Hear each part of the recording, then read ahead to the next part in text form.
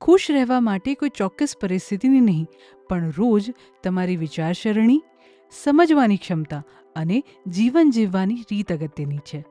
આથી જ અમારી 52 અઠવાડિયા અને 52 આદતો સિરીઝની 51મી આદત છે કે ચિંતા ન કરો અને ખુશ રહો. તમારા જીવનમાં આનંદને સૌથી અગત્યનો ભાગ બનાવો.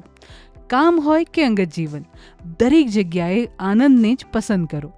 વીતી ગયેલા દુઃખને છોડીને આગળ વધો. રોજ આભારી રહેવાનું શીખો. મુશ્કેલીમાં નવી તક શોધો. તમને જેટલું મળે છે તેનાથી થોડું વધારીને બીજાને આપો. ગુસ્સો, ઈર્ષા, લાલચ અને કડવાશથી દૂર રહો.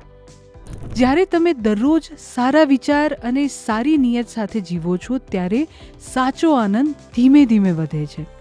આ જ એ નાના નાના ફેરફાર છે જે તમારા જીવનમાં શાંતિ અને આનંદ લાવી શકે છે.